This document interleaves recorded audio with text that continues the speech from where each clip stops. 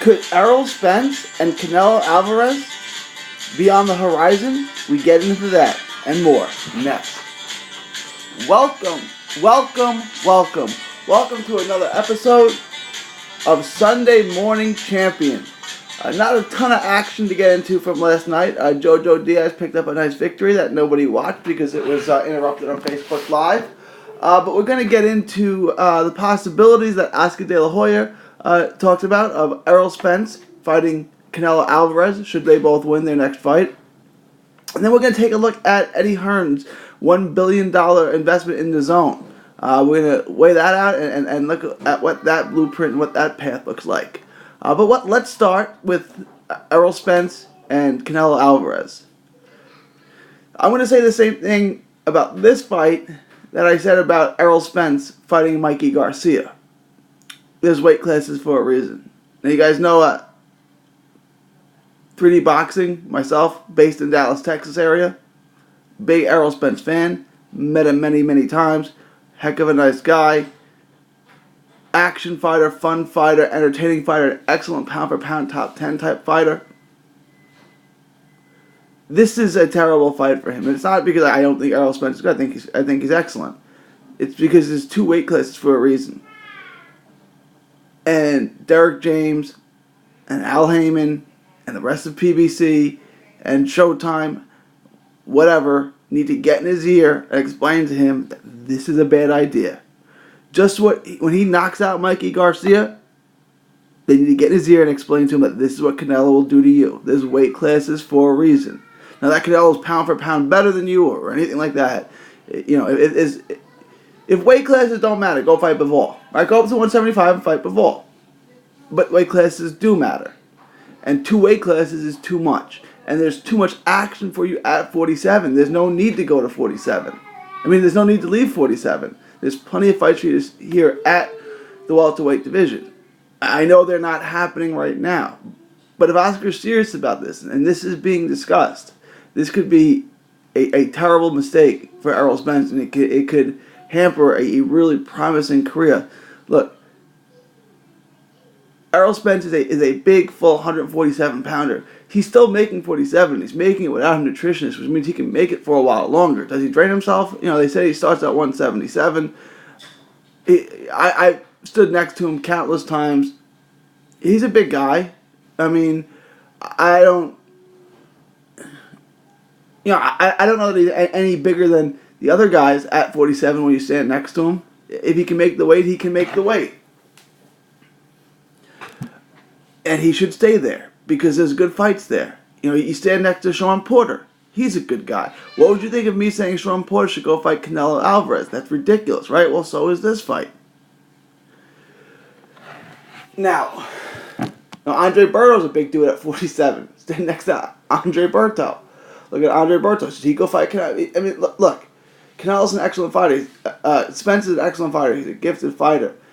Don't go chasing 2 weight classes up. We saw how this ended with Khan, when Khan fought Canelo, how Kell Brook ended when he fought Triple G. We saw this recently when speaking of small weight classes, when Guillermo Rigondeaux jumped up to fight 2 weight classes, and got stopped by Lomachenko. However, if you need an example of when it did work in recent time, Inoue did it not that long ago, and he jumps up and he beat Alvarez. So it can be done, but doing it against a pound-for-pound guy like Canelo in his prime is it's not going to end well. It never does. It never, if you're going to do it, jump up like Roy Jones did and fight John Ruiz, who sucked, who was terrible, who got knocked out by everybody. Don't do it against a guy like this. It just doesn't make any sense. And we don't need to see this fight. We really don't need to see this fight. There's plenty of fights at 47 for Spence to take, and there's plenty of fights for Canelo to take at 60. And I understand that Spence is not getting those fights right now, and it's not really his fault. That being said, there's no reason to jump up to 60. Just wait it out. Take your mandatory fight. If he's gonna fight Mikey, I'm against that fight too for the same reason I'm against Canelo fight. Fight the guys at your own size. Take your mandatory with Ugas in December, and then January, and starting in 2019, your year is wide open. You can get 2 super fights in 2019 if you want to. But to try to force these big mega fights, and he'll get paid for both of these. He'll get paid for both of these. You know, if he fights Mikey and then he fights Canelo in May, he'll make a lot of money. It's just that there's a real risk of him getting knocked out and never being the same. Like what happened with Kell Brook. Like what happened with Guillermo Rigondeaux. Like what happened with Amir Khan. And so on down the line. And for Canelo, 60 may be the most loaded division in the sport. There's no reason. I mean, I understand the reason, right? It'd be a big payday, and Oscar thinks it would be a safe fight, right? Oscar went to 160. How did that work out? He got destroyed by Bernard Hopkins. He got destroyed with a body shot by a guy who's not a big puncher. This weight class is for a reason. For Canelo, there's obviously, assuming he beats Triple G, right? So the winner of Andrade and Billy Joe Saunders lines up perfectly. He'd also have a mandatory with Jamal Charlo. So there's plenty of fights there at 160 for Canelo. Canelo can stay at 160, and then there's a fight with Danny Jacobs, which would be a lucrative payday too. These would all be big pay-per-view, big pay-per-view fights that could potentially do $1 million, all of them. So, I mean, there's no need for either one of these fighters to make this fight. And let us know what you think. Leave your thoughts, comments below. Is this a fight that you're interested in? Obviously, from what you're picking up from us, we would pick Canelo because of the size difference. Canelo is 2 weight classes bigger than Spence and on steroids. So that's a bad combination of things. If you're going to tell me, well, Roy Jones beat John Ruiz, jumping up 2 weight classes, well, Roy Jones Jr. is a once-in-a-lifetime athlete, a once-in-a-lifetime, once-in-a-generation type fighter. And John Ruiz was awful. Canelo is a pound-for-pound fighter, 2 weight classes bigger than Spence, and on steroids. Not the guy you want to fight. That's all. I'm going to leave it at that. So let us know what you think. Leave your thoughts, comments, concerns. Let us know if you think Spence has a fight. Am I crazy in thinking that he would get washed by the much bigger fighter? And if so, if you think that Spence would do okay with Canelo, tell me how you think Canelo would do against Bivol if he jumped up 2 weight classes. Put the shoe on the other foot. Next item to talk about, we're going to get in, we haven't really touched on this, is Eddie Hearn's $1 billion deal with DAZN. So, there's a $10 fee that goes along with it, a $10 monthly fee, which doesn't seem that bad until they announce the first card. Which, the main event of this card is Jesse Vargas versus Thomas Delarme. Really? I mean, this is what you want me to pay $10 for? This is the card that you're giving me? And I know Eddie Hearn does $10 a month. It works out to be, like $1 a fight or something like that, or some ridiculously low number. I get it. Look, the average American pays over $100 a month. That's over $1,000 a year, well over $1,000 a year for cable. He spends almost $200, and by 2020, it's projected to be over $200 a month on cable and internet. And you want me to pay $10 more per month to watch garbage like this? Look, I don't want to say it's a garbage fight. It's not a Jesse Vargas is a B+ fighter, good fighter. I like Vargas, entertaining fighter. And Delarme is an opponent, tough fighter. He'll make you fight. Look, this is on during the middle of college football season and the Major League Baseball playoffs. Why am I'm not into this. Okay, I may watch it, and you listening may watch this, but I mean, the viewership on this is going to be awful, right? I mean, I don't know how many people are really into, say, just on that day alone. LSU plays Florida in football. Texas plays Oklahoma in the Red River Shootout. And Miami plays Florida State. So I just named some of the biggest states in the country, and they're going to be interested in something else that day. So this fight bombs. If this fight was on HBO or Showtime, it would bomb. Right? If it was on ESPN, it would bomb. Now you're going to make me pay $10 a month for this? Look. So the average American is looking at $200 a month in cable and internet. Then tack on the ESPN app and then tack on just at the end of the year alone, $79.99 for Canelo versus Triple G. That's in September. In November, we're most likely gonna have Fury and Wilder, $69.99. And then in December, we're going to have Spence and Garcia, $69.99. I mean, when's the average paying, hardworking American going to say, you know what, that's enough. I know it's only $10. I'm just not paying it. Right? Like, I'm just, I was irritated when I had to pay $10 to watch Usyk Unified Cruiserweight Division on something called iCloud, or I don't know what that was called.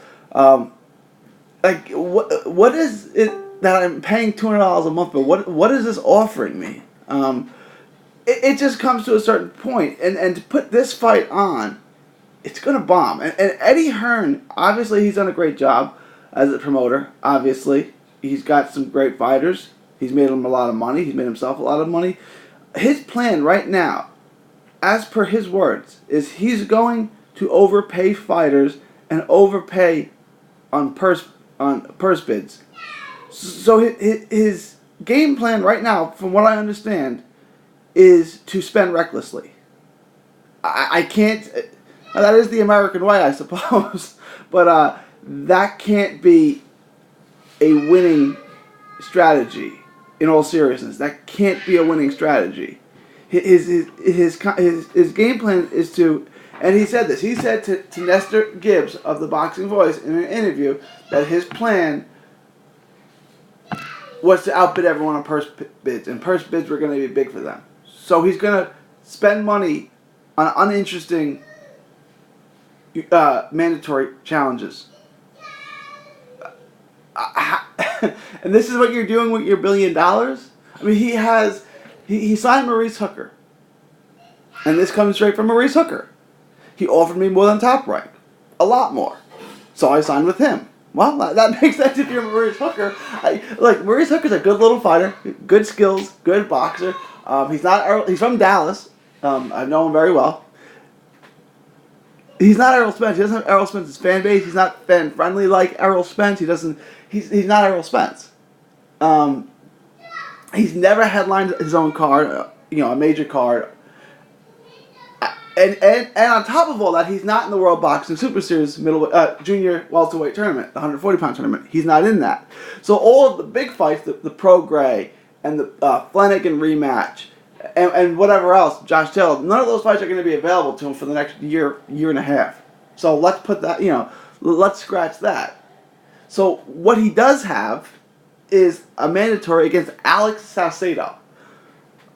Again, you may know who that is. He's a fan-friendly fighter who's now the number one mandatory challenger by the WBO for Flanagan's belt. And Eddie Hearn says, wait till Bob Arum sees how much I bid for this. For this? I mean, what do you think the interest is for a Mo Hooker versus Alex Salcedo fight? I mean, okay, Salcedo is fan-friendly and he's fun. He's not a world-class fighter. He's not. And we saw that in his last fight. I mean, yeah, he's fun. He comes to fight. But basically, he's Jose Cesar Lopez. I mean, that's what he is. Maurice Hooker will box circles around him. And this is the fight I'm supposed to be intrigued by? These guys aren't even in the same class. But Eddie Hearn's going to spend recklessly on things like this. He already was overspent, way more than Top Rank was going to sign Hooker. And now he's going to blow the lid off of spending to secure the Mo Hooker versus Alex Salcedo mandatory. I mean, if that was on HBO, what do you think that would do as far as a viewer rating? 300,000? I mean, it's just not that intriguing to people. So this plan just to outspend everyone, and that's going to pay off in the end. I don't know. I can see people not getting down with the zone. It's one of those things again where you can. It's 30-day free trial, so you can sign up, cancel it, get another email address, sign up, cancel it, get another email address, sign up, cancel it. This thing's gonna bomb. Unless he has none of the premier fighters in America. He's got no premier fights in America. he's putting this fight in Chicago, and I think Chicago is a good city to try to capitalize on, but it historically has not been a great fight city. Not in years and decades and decades. So, look, this is not New York, it's not in LA, it's not in Vegas, it's not in Texas, this is in Chicago. And it's Jesse Vargas, who has no connection to Chicago. Fighting Thomas Delorme, who has no connection to Chicago. So that fight's going to bomb. It's going to bomb as far as viewership, and it's going to bomb at the gate. So we'll see. I mean, I'm not saying Eddie Hearn's a dummy. Obviously, he's not. He's done a heck of a job, and he's taken his daddy's company, and he's taken it to one of the premier promotional companies in the entire boxing world. So I explained my doubts. Let me know what you think. Do you think this formula that Eddie Hearn has established of just outspending everyone for purse bids, which he said is going to be very big for us, purse bids. Is this something that you guys think is going to work? Are you interested in it? Are you going to give it $10 a month to watch Delorme versus Jesse Vargas, or is this like, no, this is what I'm going to cut? Let us know what you think. Leave all your thoughts, comments below. Again, please like and subscribe. Help us get to 1,000 subscribers. For Sunday Morning Champion, this is 3D Boxing signing off. Thank you, good night, and God bless. Enjoy 3D Boxing vlog videos? Show us some love by clicking the like button. Don't miss a tweet, post, story, or video. 3dboxingvlog.com is also on Facebook, Twitter, and Instagram. Hit the subscribe button now to stay inside the ring.